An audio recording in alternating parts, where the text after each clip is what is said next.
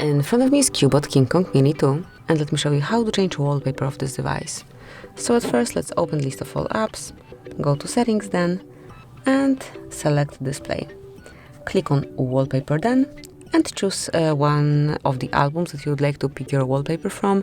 It can be one from live wallpapers, photos or wallpapers. I will go with wallpapers, and here you've got the options.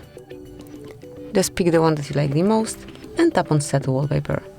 Then decide if you want to cover your home screen only, just your lock screen, or both of them. I will pick both.